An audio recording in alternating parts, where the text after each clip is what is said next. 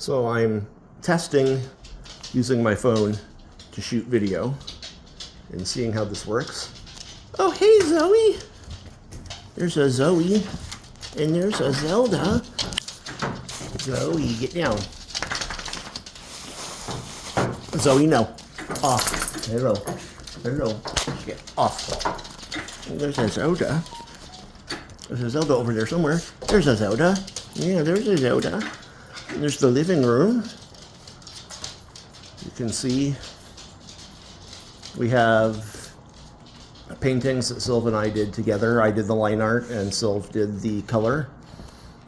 Zoe is helpfully getting in the way. And each one has been paired with a pair of Sylv's shoes. These were the kinds of shoes that Sylv liked to wear. Being in a wheelchair doesn't mean you can't have nice shoes. And even if you don't walk in them or you only take a few steps at a time and you're mostly sitting, you can still wear, awesome looking shoes. And that was something Sylv firmly believed and practiced. And then over here, there is messy hall. Because I can't take them out all the time on my own. We have puppy pads and stuff, and that gets mopped and cleaned every day, several times a day. Anyway, this hollow painting here, the one that says hollow on it, was a cover of a project that Sylv and I developed well before A Voice in the Dark. This was back in like 2001, 2002. And it's kind of our magnum opus, and one day we will get to it. Once, if I can get somewhere in television and film, and I have some successes under my belt, and I'm at a point where I can call in some favors and say, I want to make my dream project, that's going to be it right there. That was the cover. Sylv painted that cover completely. That's not me. I didn't draw that. I didn't have anything to do with the cover. Sylv designed it completely. In fact, she painted that, they painted that separate from the comic, and I actually came up with an idea around that drawing and or that painting, and we developed the series from there. So that's Hollow. One day I will tell you more about it. And then over here we have the Sex on Wheels wall, where you've got the cover of the first issue and some of Eden's pin-up pictures, and then you've got up at the top there, the line art one is drawn by Terry Moore, who is my comic book idol and hero, and who I want to be when I grow up one day. And Terry Moore drew that of Mo and Eden, and I am so grateful, and I just fucking love it. And then over here, we've got my little studio where you usually see me. This is what it looks like from the other side. Green screen and everything. Got the kitchen. It's dark. Let me get a light. Hang on.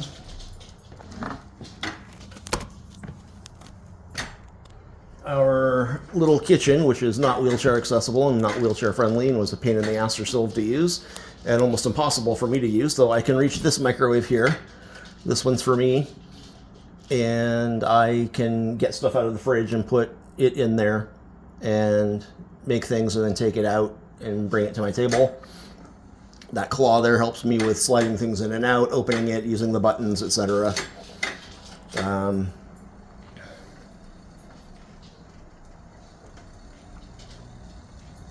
Come over here, get a little bit more.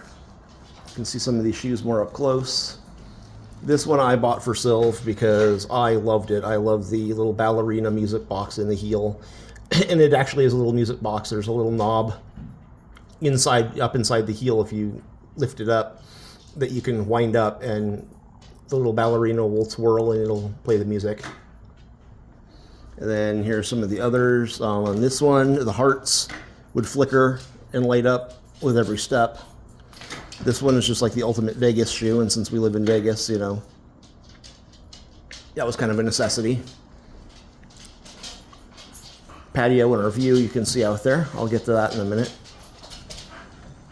And then over here I don't know if you can see these very well. I should probably have turned more light on for this. But that's a bird cage shoe. It's got a little bird on a perch in there. And then these are like, you know, crescent moon and stars. And there's one Sex on Wheels picture up there along with all the Voice in the Dark stuff. And then out here's our patio. That's our view. That blanket and that blanket pillow over there were from Sylve's bed and smell like mommy, so I kept them for the girls to lay on out here. And they like to come out and lay on them. Although Zoe's favorite is the Papa song, which was Sylve's Papa song. How did you guys knock the rug over? What did you do over here? Look at this. Yeah, let me fix this with my foot. I know this is probably terribly fascinating to stare at the wall while I do this, but I'm fixing the rug. Move, girls. You're both standing on it now. Move. Dogs are so helpful. Anyway, so we've got some artificial versions of real plants that Sylve liked and had in our garden originally before they got too sick to be able to keep up on them, and they gradually died off.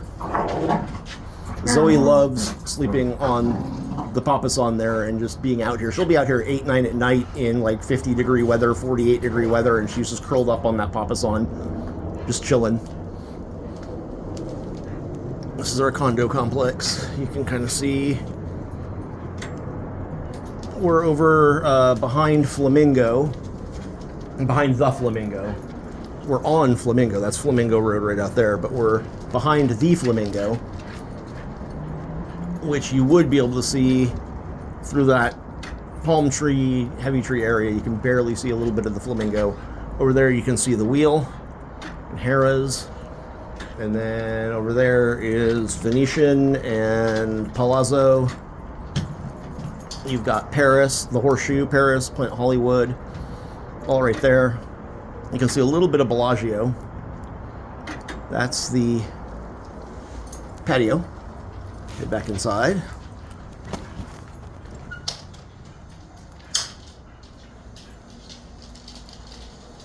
I'm an expert at driving over these pads without squishing poop, so I don't track it everywhere. I just let it go between my wheels. You can see Zoe helps me close the door sometimes. That's why it's dirty and you need to wash it off again. But Zoe puts her paws up. My work table, washer and dryer built in here. My table for work. Bathroom. Let me get the light. Hi, Zelda. Hey, Zelda's on camera, huh? Just a second. Just a minute, Zelda. Just a minute. In a minute. There we go. All the cleaning supplies in the world. Shower. I dyed my hair with that towel. That's something that I've been up to that I didn't mention in the last video, is that I dyed my hair, which was obvious in the video. Hey, how you doing? So yeah, this is a mirror that I can actually see myself in, which is rare in bathrooms. I can actually get into this bathroom and do, you know, I can access it. I can't use it, but I can get into it. We did not do my hair in here because I did not want that very white porcelain sink to be magenta for the next 5 years. My landlord would have loved that. And then the bedroom. Let me get the light for the bedroom. And this is the bedroom. Steps are for Zelda. She's getting older and has bad back legs, her knees in particular, and doesn't like jumping as much as Zoe, so she goes up the steps. Right now, Zoe has her ball, so she's just following Zoe everywhere, because ball is love for Zelda, and she will be obsessed with that until Zoe gives it to her or she takes it away from her. They love chasing each other and wrestling each other over the ball. Get the ball, Zelda. Go get it. Go get it, Zelda. Yeah, you get that ball. You get that ball. Yeah, oh, Zoe gave it to you, huh? And kind of. She's got her paw on it, so you can't get it. Get it, Zelda. Zelda got it. Zelda got the ball. And you can see Zoe has her vest on because when I get back from Starbucks, my aid's usually gone. And I don't always go straight to Starbucks anyway. And so I unhook Zoe. I can't get her vest off, but I can get the leash off. And I can also put the leash back on if I need to. My commode seat, I use the bathroom in here. Just slide it over next to the bed where Zoe just jumped up. And I can transfer from laying on the bed to sitting on the bench. It's also how I get in and out of my chair.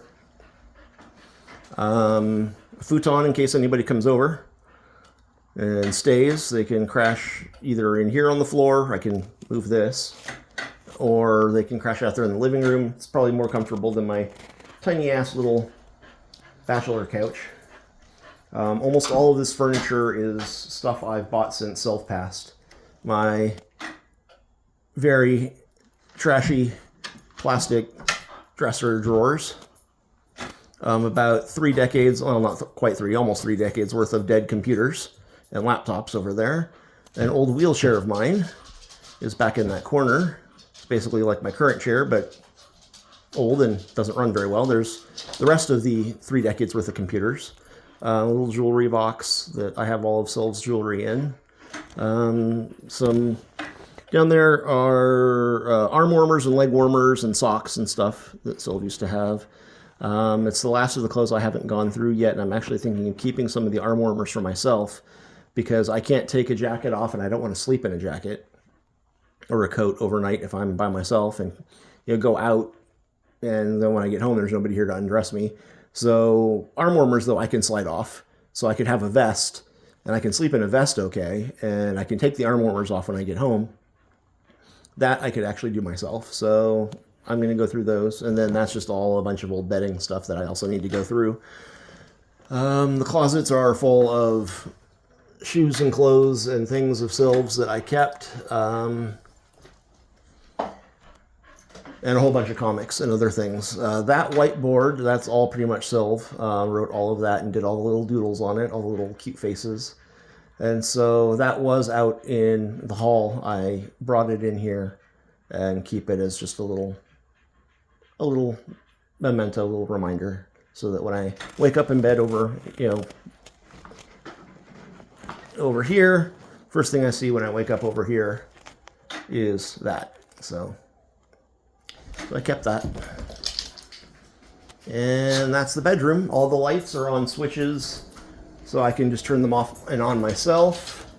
And the living room lights, which I should have turned up at the beginning of this video, these, and I will turn those up now, I control with a remote over here at my desk. So let me do that. There's my battery charger for my wheelchair.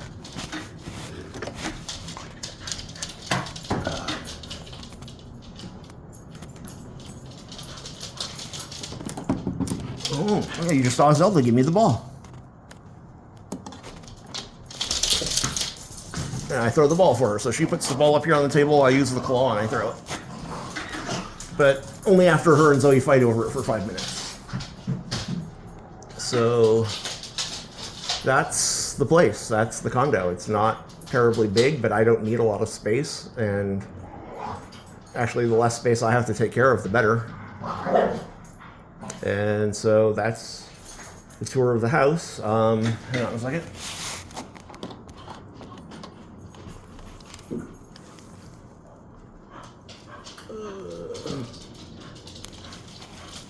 Get my email off the screen there. So I've got, Twitter. I've got my computer screen there. I draw directly on the screen. I've got my pens, a little mouse for things that need a mouse button because it doesn't want to recognize me tapping my pen. Some software and especially games do that. I've got the microphone that I use when I record, and the green flickering thing is the mixer that it goes into.